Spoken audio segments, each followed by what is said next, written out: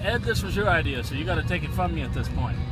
Well, I can't look behind me, but here's Manila Road. This is Open the Gates. Open the gates.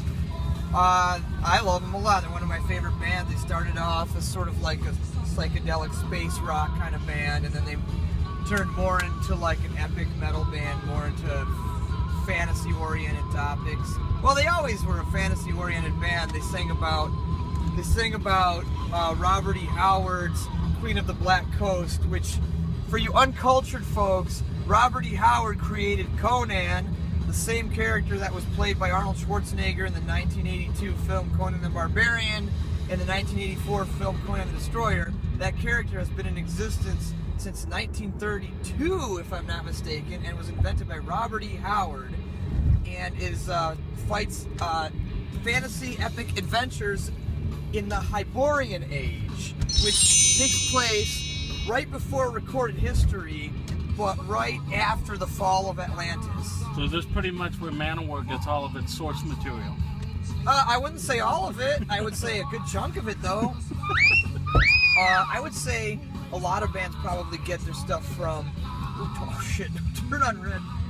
I would say a lot of bands get their material from Robert E. Howard, H.P. Lovecraft.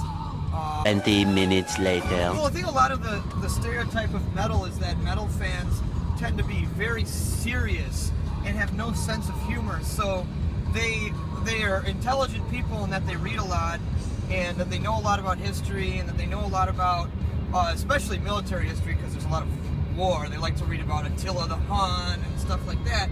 But then they don't have a sense of humor about themselves. So when you make a movie like Spinal Tap, they look at that and they get really insulted. Like, how could you look at us and think that we're a bunch of clowns? And Ronnie James Dio actually said, if we get angry about this is Spinal Tap, then we're stupider than they think we are. I think This is Spinal Tap is one of the funniest and greatest films of our time. Oh, yeah. I think it's a gem. If you haven't seen that, you gotta go see that, you know? Well, I don't know a single person who hasn't seen This is Spinal Tap, but then I guess I don't know very many people. Because when I saw This is Spinal Tap when I was 12 years old, and aside from all, you know, there's a few parts where there's some swearing in it and a few sexual references. For the most part, what I enjoyed about it was the fact that as a 12-year-old kid who was into Judas Priest and Iron Maiden and Black Sabbath, I got all the references. I know they were making fun of it, and I laughed at every single one. Stonehenge is probably the best example. That is the funniest thing ever. Because in 1983, Black Sabbath put the Stonehenge. They had a Stonehenge monument for the tour, and it was huge. But at the same time, their venues and popularity were draining, so they were forced to play in smaller and smaller venues, and they had to leave the gigantic Stonehenge monument out in the parking lot. That's part of it.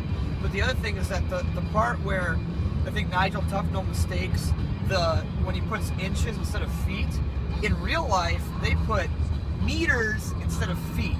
So they tried to put a 15-meter Stonehenge monument inside of a venue where the roof was at most 20 feet tall. That's why they couldn't get it in.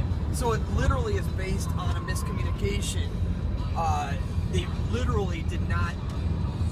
They literally mistook the units of measure for the Stonehenge monument. The more you know. And they actually did have dwarfs, in case you're wondering. Oh, that's great. Yeah, well, they were actually surprised about it. They weren't nearly as angry about it as Derek Smalls was when he saw it. But I'm sorry, not Derek Smalls. When David St. Hubbins saw it. But obviously, I mean, if we're talking on Spinal Tap, obviously Derek Smalls is supposed to be Lemmy. Viv Shrimpton. I mean, Viv is such a British name. I think, wasn't there Viv Savage? One of these. Oh, Vivian Campbell was in Def Leppard. I think that was one of the members of Def Leppard. And you know, a lot of the jokes, like they have a song called Heavy Duty Rock and Roll. Judas Priest have a song called Heavy Duty.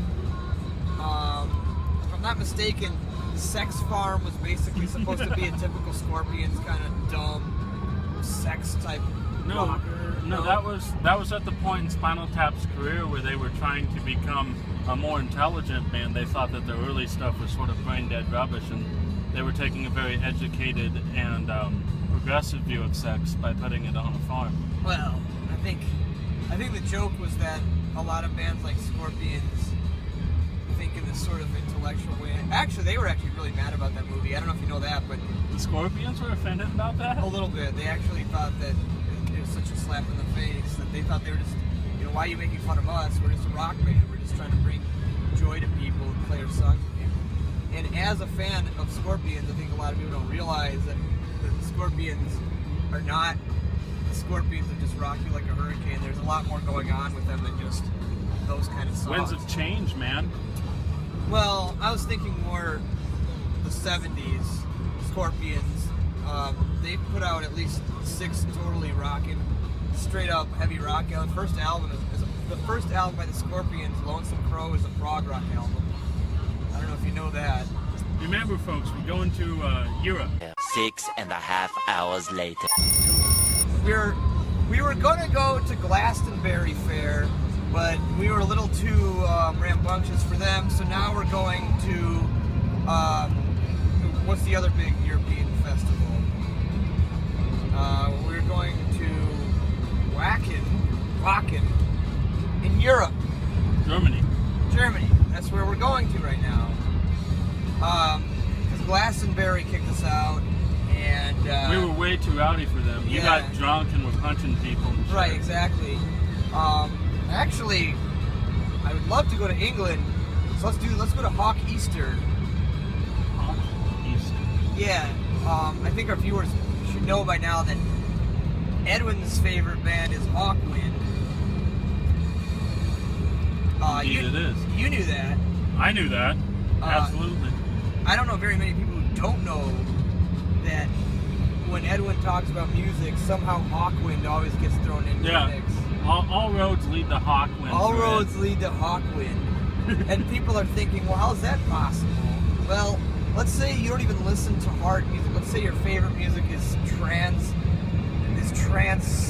electronic dance music from the early 90s. You're European, which is we're in Europe right now. You're a person in Europe, and you're dancing to the Manchester scene. Well, guess what? Hawkwind have a very trance approach in some of their songs. A lot of programmed drum beats in some of their songs. Very electronic. So if you're a fan of stuff like Kraftwerk, who else? KMFDM? No, I mean so much. They never went into the realm of industrial metal. I just mean stuff like really Newton-Botten? Oh, they not really. They weren't an industrial band. I'm just talking more. There's like no way I said the name of that band. Einsters and Neubauten. There we go. You're in Europe. In Europe, Einsters. Just a little thing for our audience. In Europe, Einsters and Neubauten is like the Beatles around here. Like you can't meet a mother who doesn't know who Einsters and Neubauten is. Every single one. I mean that. What's his name? Blixa Bargeld is extremely popular around here. And everyone and their mother, especially their mothers, has an Einsters and Neubauten tattoo. Yeah, it's weird. I didn't expect to see that, but it happens. Oh yeah, it's common around here. There's a bit of chat, particularly in the country of Germany here out in Europe, about this upstart band, kind of some new guys making a little bit of a fuss called Rammstein, but they're definitely not on that level. No. Not yet. Maybe someday. Einsters and Neubauten definitely dwarfs Rammstein. Here's one of the ancient cemeteries of Europe. Ancient? Like, how old is the cemetery, Ed? Old.